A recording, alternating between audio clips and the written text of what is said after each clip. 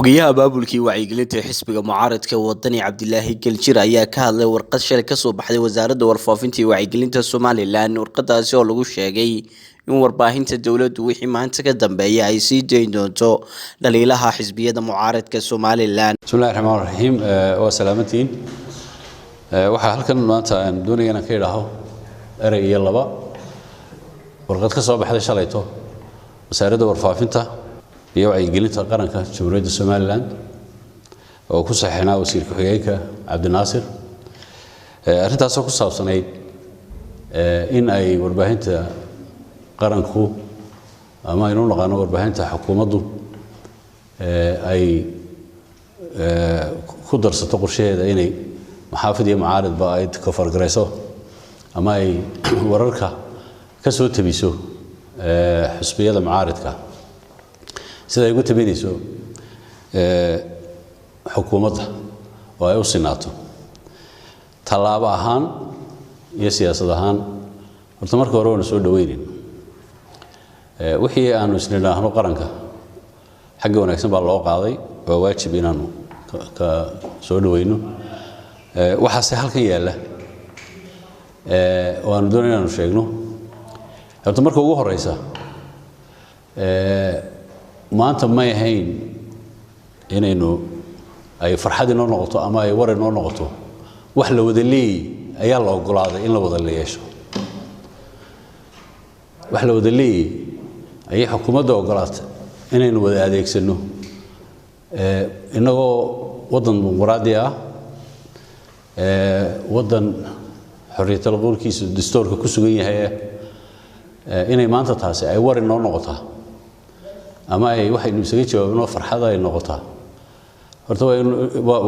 waa shay nagu nusqaana hase yeeshee caanadaatayba hadday tahay dabadood la qabay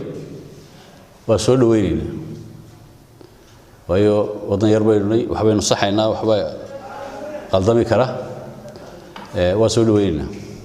waxaan intaa raacinaya waxa loo baahay marka ugu horeysa xukuumaddu guud ahaan u sheegaynaa warbaahintu waa warbaahin qaran hantidii qaranka oo dhan dawladda haysa xukuumadda haysa waxaan doonaynaa inay siyaasad ahaan u qaadato inay waajib u qaadato sida uu sharcigu sheegayo sida uu dastuurku sheegayo inay dhex ugu noqoto ummadda reer Somaliland oo dhan waxay gacanta ku hayso aanay u qaadan iyadu waxay leedahay siday doontana sir iyo caadba oo adeegsanaysa oo marka kolla waxay doonteen oo kaasaan idinku deeqa kaana waan idinka hakiyay inay taa ka baydho sida talaabadan ay u qaaday wax walo qaranku leeyahay la wadaagi karaba oo waajib yahay wadaagiisu ama aan la wada adeegsan oo iyaguna ay ka joogaan adeegsigiisa cid kalena aanay siinin ama la wada si siman loo adeegsado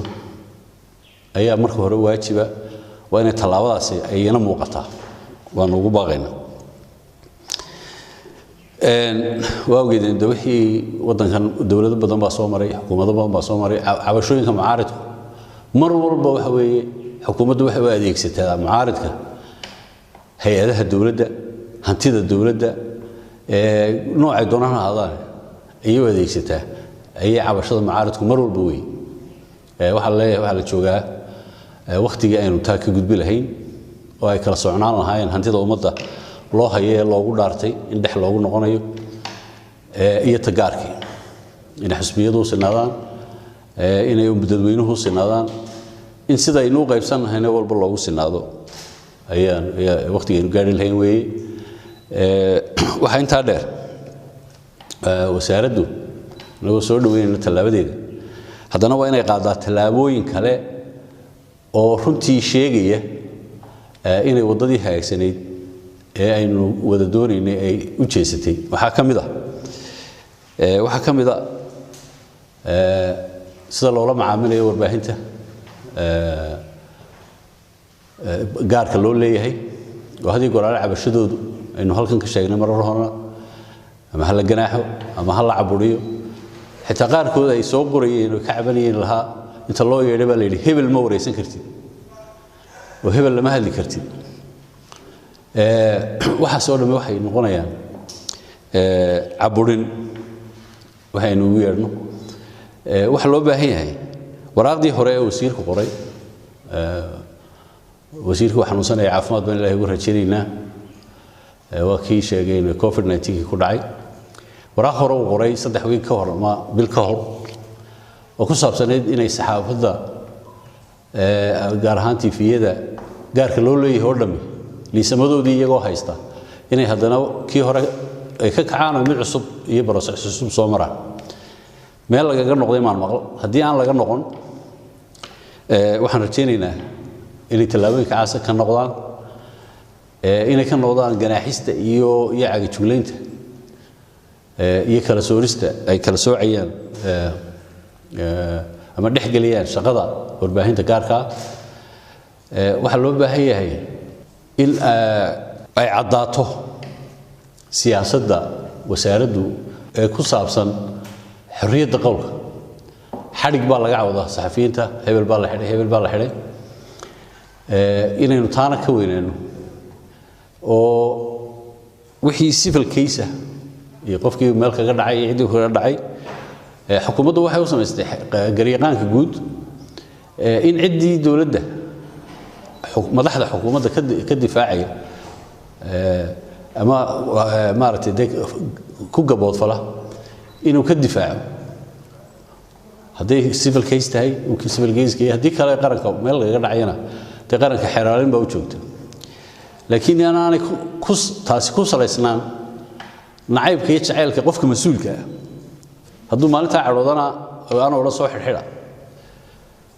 haddii uu faraxsanayaan odhan waa la dulmartay uu sharciga yahay wax mar walba la ilaalinaya ayaa loo baahan yahay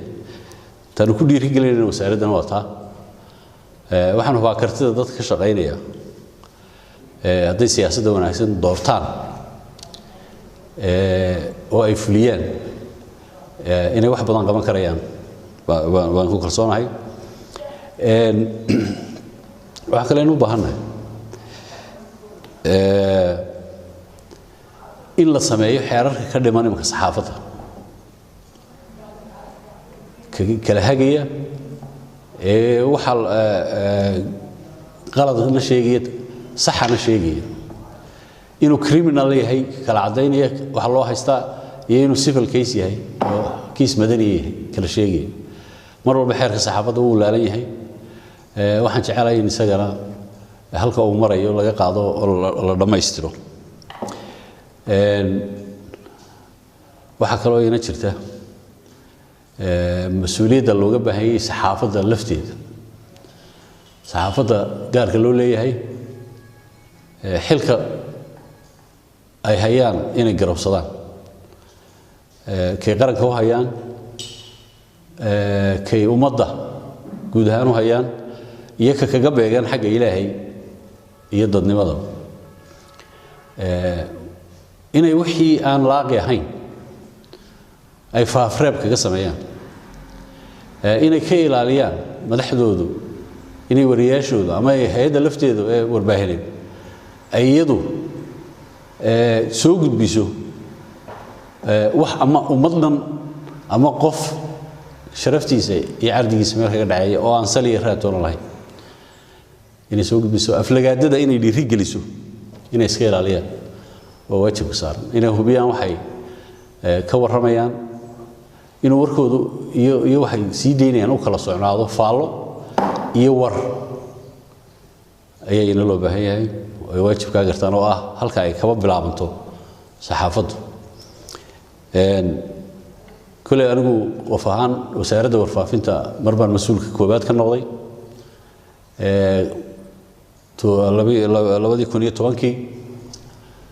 2010 waxaan markaa xadhigga ka jaray oo aan ku dhiirigeliyo wariyayaasha ama howlwadeennada wasaaradda warfaafintu inay xor u noqdaan inay howlahooda si toos u fushadaan inay mas'uuliyiinta xukuumadda siday u arkaan habboon ay wax weydiin karaan وأنا وقبغنين ما تاجرين لكن واحد قرن كودنا ومضى ودنا إني وحوي ديان إني أصل نادان